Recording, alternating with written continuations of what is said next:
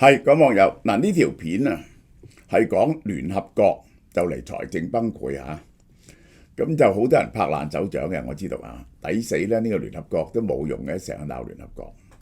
即係咧，我係想講一講嗰個真正嘅 situation 俾大家聽，呢個就係好啦。嗱，最晚大減價呢個非常受歡迎嘅嘢，好多男仔都要買嘅，呢個就係獵戶素，即係保護你嘅前列腺嘅，我一定要食嘅。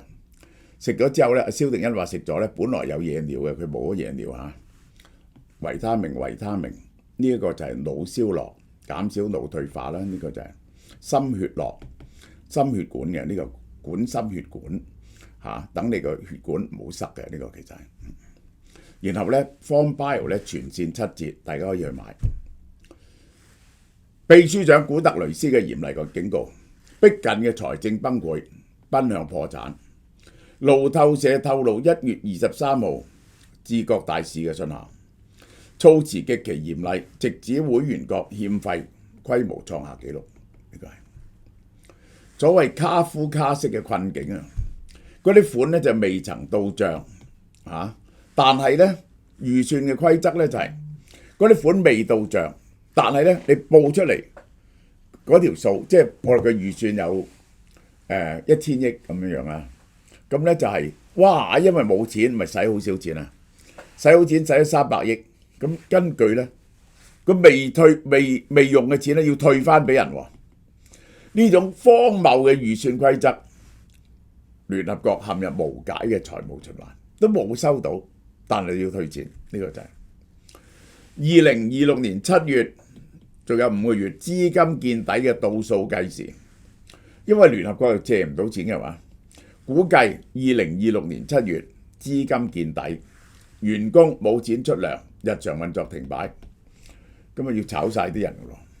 美國爭幾多錢呢？21.9億，超過95% 嘅常規欠費同美國直接有關。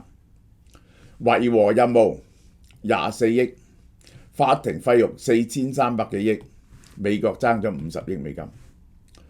美國政府承諾喺幾個禮拜內支付一啲大額款項啊，咁希望可以拖到嘅。美國喺呢一刻啊，都係唔係好想聯合國執笠嘅。如果聯合國執笠咧，就好似呢棟大廈咧係 Rockefeller Foundation 咧捐俾聯合國嘅聯合國大廈，可以拎嚟拍賣啊。欠款作為籌碼 ，Mega 同聯合國講數 ，Mega 陣營嘅交易手段 ，Donald Trump。make 一個 deal 就係咁，將多邊機制交易化。呢一個如果國際組織唔符合佢嘅規則咧，就拒絕付款。佢提出條件，你唔係咁咧，我就唔俾錢。利用最大出資方嘅地位，將欠費作為槓桿，逼聯合國縮編或者改革。即係咧，你唔聽我講，我就唔俾錢。我提出嘅條件，削好多人。好多嗰啲佢已經退咗50幾個國際組織㗎啦，尤其是佢最憎就係呢個國際人權組織啦，呢個就係呢個佢最憎㗎啦，呢個就係聯合國咧就係改革嘅人質嚟嘅，脆弱嘅商業模式，因為佢冇財政主權嘅，聯合國嘅錢咧係完全依賴會員國俾錢，佢冇權直接徵稅，又冇獨立資金來源。既唔可以徵稅，又唔可以借錢，結果咧財政命脈受制於大國政治，嗰啲大國中意俾就俾，唔中意俾就唔俾，冇辦法獨立於會員意志以外運作。嗱，我要同大家解釋啊，呢個國際秩序點樣做好咧？咁樣點話事咧？呢個國際秩序，佢必然陷入一個咁嘅僵局入邊。國際原理好似歐盟。呢啲咁樣嘅國際組織嘅跨國組織都係一國一票，係咪啊？咁咧有啲國家覺得好唔公道，美國覺得好唔公道啊！點解一個咁細嘅國家得幾萬人又有一票，我美國又有一票咧？咁係咪跟人口啊？跟人口咁呢個美國覺得唔妥喎。咁印度同中國唔係好大聲，係咪？係咪跟錢啊？咁樣？係點樣都冇辦法揾到一個大家可以接受嘅方法，然後咧你肯將你嘅主權咧擺落佢下邊，接受佢嘅領導嘅。我解釋俾大家聽。輿論質疑點解喺俄烏戰爭中無能，大眾期待好似覺得聯合國係一個世界政府，其實聯合國既非亦不可能係一個世界政府。歐盟去到而家，歐盟理事會決定嘢都要27票一致贊成，因為每個主權喺一個國家度，嗰啲國家咧，尤其是有民族主義咧，對於要佢將個主權交咗俾對上一層嘅呢個聯合國或者呢個歐盟，而由佢哋決定咧，係好大猶豫嘅。如果唔係英國都唔會脫歐啦。聯合國嘅作用究竟係乜嘢？第一，聯合國每個國家都係獨立嘅主權實體，個權係喺個國家度，唔存在天然凌駕喺國家之上嘅權力，冇，除非個國家肯同意，佢先肯將一部分參加聯合國，佢係應承咗一部分嘢，嗰部分嘢咧就係遵守人權宣言，遵守呢啲咁嘅嘢，但係咧佢係道德規條。係冇落實嘅權力嘅，冇落實嘅能力嘅。如果涉及動武呢啲咁嘅強制遵守，或者經濟制裁，或者動武，喂，憑乜嘢？權力來源係點㗎？你用乜嘢可以壓到人哋嘅主權啊？呢個係成件事開始以前咧，啲權力好模糊嘅喺歐洲。尤其是個權力喺邊度啊？你知咧，主教又有屬地，嗰啲貴族又有屬地，又有啲城市係 republic 嚟嘅，有啲城市咧就攞個 charter 自己管自己嘅。咁究竟邊個係最後嘅權柄咧？1618年其實起源，所有歐洲國家捲入一場曠日持久嘅30年戰爭。呢個其實係世界大戰。結果你知唔知幾大鑊啊？係死咗40%人啊！喺德國係打完之後，大家覺得喂，咁樣唔得，就整咗一場叫 Peace of Westphalia。呢個打咗30年嘅戰爭先至結束。Westphalia 係歐洲國際關係嘅起點，明確規定國係最後嘅個權力係。你冇權力干預，即係教宗唔可以干預人哋國嘅嘢，唔可以干預人哋國嘅嘢，而國嘅主權係凌駕咗封建領土嘅主權。其他國家冇權對佢內部政治同經濟事務作出直接干涉。歐洲國家就形成咗主權國家嘅概念，即係話喺國際秩序咧，嗰啲權力係喺國家呢一個實體上邊。一個國家大家知啦，係有3樣嘢：人民、呢個主權、土地。歷史教訓咁，但係咧冇人管喎，咁咧就打到大家都死下喎。美國總統威爾遜就話唔得啦，我哋要整一個國際聯盟出嚟，去維持國際嘅秩序。如果唔係咧，每次打仗死咁多人咧就大鑊。呢個係第一次世界大戰引起嘅國際聯盟嘅失敗。國聯最大嘅問題咧，冇執行力嘅，冇軍隊，冇稅收，冇強制力，最高制裁咧就政治孤立啫，譴責或者開除會籍係冇牙嘅，完全冇牙嘅。好啦，結果係點咧？第2次世界大戰之前，2個國家係明明侵略人，意大利去打埃塞俄比亞，日本侵吞呢個東三省，中國東三省。咁於是咧就派咗個代表團嚟東三省視察。個代表團咧就話日本要退出東三省，日本退出國聯，意大利、日本退出國聯。侵略者根本無視講道理，結果2戰爆發之後咧，國聯自己亡咗，呢個就係。好啦，第二次世界大戰呢個羅斯福就開始同佢哋講，建立一樣嘢叫聯合國。聯合國咧，佢哋就係有執行力嘅，但係個執行力係點咧？你諗下佢點解會有執行力咧？佢有一樣嘢叫做安全理事會，所以佢唔係完全冇執行力，但你要通過咗安全理事會，先至佢咧就可以咧就叫大家夾啲兵啊，夾啲錢，或者咧通過安全理事會咧又可以制裁人。但係你諗下嗰陣時候，剛啱打完第二次世界大戰，喂，呢幾個國家啊，中英美法蘇，如果你叫佢將啲權力，將自己嘅國家嘅權力交俾一個太上政府咧，呢個係冇可能嘅。舉個例，如果嗰個組織當時最多國家咧係歐洲，西方國家夾埋用聯合國去打蘇聯，咁點啊？後來當然啦，非洲國家獨立晒之後，咁喂，你人多喎，你投票決定去打美國，咁點啊？喂，國際正義嘅嘢係好難黑白係好難分明喎，成日大家都係泥漿出角喎。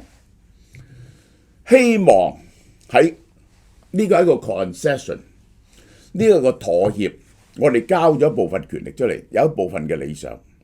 但係咧呢樣嘢咧，你唔能夠強迫嗰5個國家嘅，因為嗰5個國家一係就極大嘅國家啦，其中有中國啦，其他好快嗰幾個國家都係有核子彈嘅。如果要打仗咧，其實就變咗第3次世界大戰。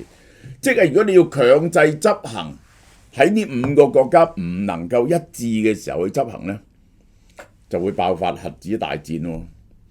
呢5個國家都係對自己嘅國家好驕傲嘅，尤其是美國絕對唔會允許成為一個能夠對大國動武嘅超級政府，因為喂，我點知對我好不利喎？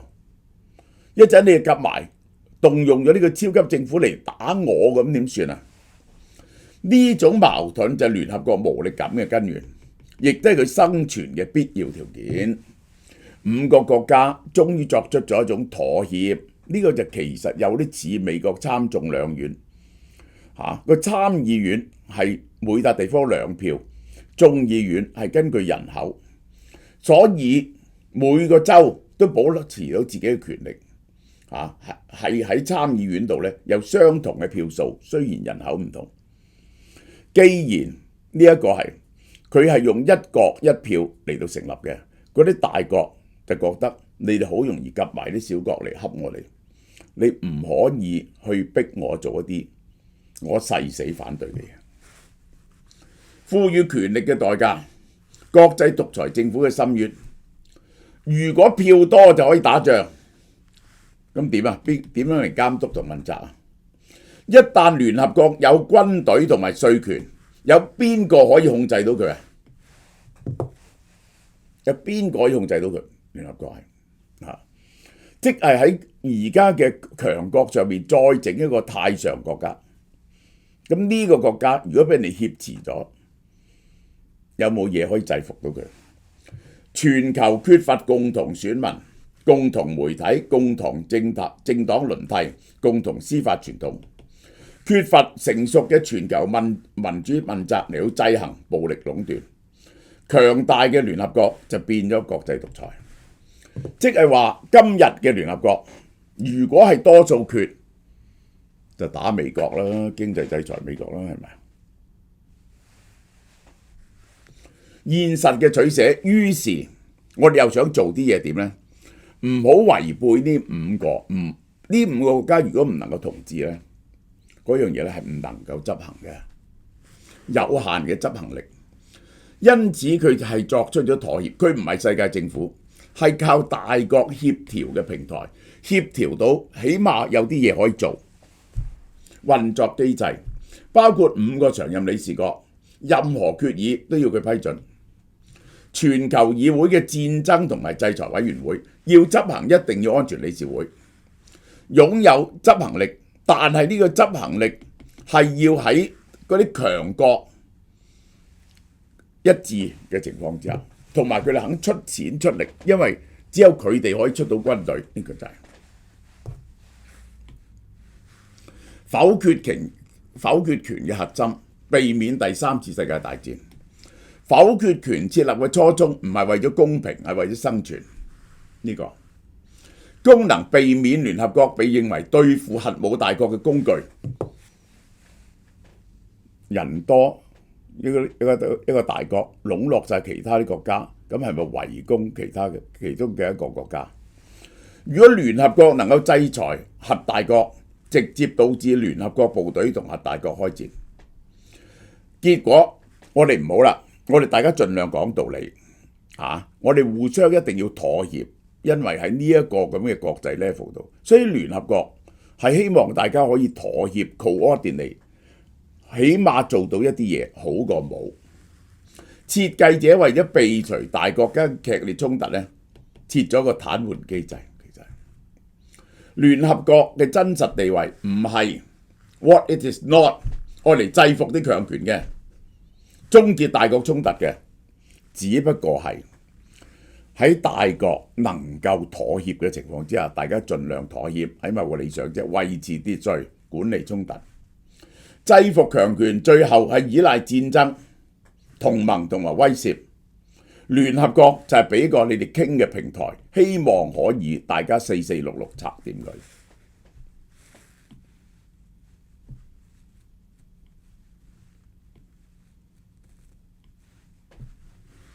聯合國有效性嘅觸發條件，一定有大學共識。冇大學共識呢，冇一個大國係誓死反對先得。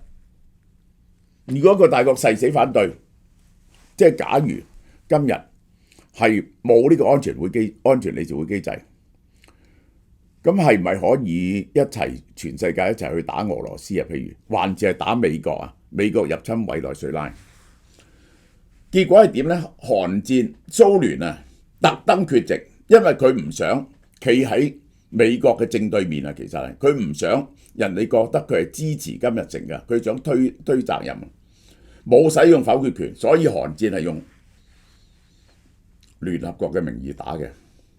海灣戰爭，伊拉克侵略科威特，冇一個大國支持佢，所以係用聯合國嘅名義打嘅。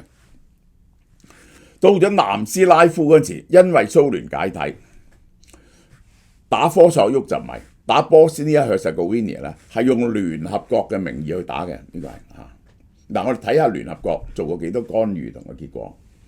韓戰係武力干預嘅，我講過啦。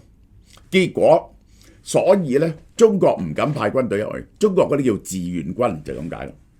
係84號抗議決議組成聯合國軍，呢個係有聯合國軍。蘇伊士運河整一支維和部隊，逼英法意撤軍㗎。呢個係英法意侵略呢一個蘇伊士運河，喺埃及手上搶翻嚟，聯合國逼佢退兵。剛果危機1964年派出部隊大解入殖民地後嘅真空，結果秘書長喺嗰度死咗啊！呢個係強行接管，結果咧冇辦法執行，你唔夠力去執行呢啲行為，因為咧唔好講話聯合國，美國都做唔到佔領一個 failed state， 你要管理佢係好難。今日美國管咗好耐 on and off 海地都管唔掂。塞浦路斯衝突1964年至今，希臘裔同土耳其裔衝突，設立緩衝區，強制隔離，長達60年嘅凍結衝結但係冇解決到根本矛盾。中東戰爭1967至73就係講呢一個以土地換和平框架，呢個係兩伊戰爭停火調停，喺598號決議接受咗停火，呢個係海灣戰爭、波灣戰爭打第一次打伊拉克，授權成員打柬埔寨，接管咗柬埔寨過渡權力機制，即係咧喺嗰個以前咧喺呢啲小國發生啲嘢，當呢個主要係中國、美國同埋呢一個俄國嗰個利益冇嚴重衝突嗰時咧，佢哋就可以去做一啲嘢。但係近年咧已經唔會做啦。點解近年唔會做啊？唔肯出錢啊，冇人肯出錢。盧旺達大屠殺結果係做唔到，維持唔到。Bosnia、Herzegovina 設立安全區，冇全部阻止到大屠殺。呢個係東帝汶獨立仲裁及呢一個過渡，因為呢一個印尼想去打東帝汶結果效能較高。呢個喀麥隆內比利亞司法仲裁裁定國土係邊個，結果搞掂咗。即係有啲嘢咧都 agree 到嘅。南蘇丹起碼蘇丹內戰將佢變咗南蘇丹同北蘇丹，而家當然蘇丹又再內戰啦。利比亞干預武裝保護，授權保護平民，轉化為政權更迭。南海仲裁搞到而家都冇用，呢個就係僵局嘅必然。當係核心利益發生碰撞，好似敍利亞、俄烏，安理會立即陷入僵局，冇辦法跨越嘅界線。譴責、調查、人道協調、國際法嘅論述，全部冇辦法做得到。殘酷嘅現實，點解聯合國冇辦法制止俄烏戰爭呢？強制，就算你通過得到，如果當日大多數國家反對俄羅斯，係咪預備同俄羅斯打呢？結果咪由美國打。你哋有冇軍隊去同俄羅斯打呢？全球未準備好啊，亦唔敢準備好一個有呢種能力嘅世界政府。如果世界政府變咗獨裁管理嗰陣時點呢？人哋人多係管西方嘅，係反西方嘅，點呢？呢個唔係秘書長努力與否嘅問題，而呢種制度根本唔允許聯合國轉化為對核武大國動武嘅工具。我相信你哋聽咗咁耐呢，只係聽過我講嘅呢個問題，冇人將呢樣嘢咧係解釋俾大家聽嘅。呢個左右兩翼一齊鬧聯合國，右翼一國一票制，偏左議程，官僚效率低下，最好冇聯合國。聯合國係要聽美國話嘅，聽西方國家話嘅。而家聯合國左手左腳左翼人權派為否決權，成日俾大國豁免，執唔到法，主張強化聯合國。喂，咁係想整世界政府？兩邊一齊鬧聯合國，但係兩邊嘅訴求互相矛盾嘅，聯合國夾住係好難做。呢個就係聯合國主力產品嘅功能係要降低系統性風險，起碼有笪地方去傾喺安理會。聯合國嘅價值唔在於以武力糾正一切嘅不義，因為咁咧係會打好多仗嘅。就算你整到個世界政府，係咪可以邊度有獨裁國家你去打佢？哇！咁啊日日打仗，提供嘅合法框架，確立國際行動嘅法理基礎，有個法律基礎，咁係犯法嘅。人道救援平台成日都做嘅，救援同制裁機構，不過而家冇錢啦。通過國際法嚟講，增加強權政治嘅成本，只係咁嘅啫。呢個就係財政危機背後嘅警報。聯合國嘅財政危機實在係為大國政治重新定價。獨立提供公共產品嘅機構聯合國係俾大國牽住鼻子走。美國嘅欠費策略以撥款換取改革，改變聯合國嘅性質，變咗咧出錢多嗰個咧就惡啲啦。佢係一個剎車片，唔係一個引擎。聯合國嘅作用唔係解決呢啲重大嘅衝突，而係呢啲衝突咧，大家起碼有笪地方可以傾，希望佢唔好演變成為第三次世界大戰。好，我希望我講得明。啲人咧，我睇見啲人鬧咧，我覺得好無奈，真係。歲晚手信好多嘢沽清晒啦，大家睇下，沽清都冇點啊，日日沽清嘅，沽清呢個曲奇餅，仲有啲日本曲奇餅，呢個係好多係芋頭做底嘅。維格餅家都賣咗好多啦，聖保羅沽清晒，日本曲奇餅仲有好啦，嗱，歲晚大減價每年都做一個大減價。今次嘅大減價咧就由1月16號到2月16號，有幾十樣嘢大減價嘅。呢樣係乜嘢嘢咧？呢個就係 Q10 冇減價輪㗎，720蚊減到488蚊。大家都知道 Q10係乜嘢啦，我都話長壽令你長壽有4種研究中心，其中一個就係線粒體。呢個線粒體咧就係喺你身體入邊嗰個將嗰個糖轉化為能量嘅嘢嚟嘅。咁呢個食4個月㗎，488蚊，咁咧就好抵㗎啦。呢個就係488蚊食4個月，好多人都搶住買嘅呢個 Q10係。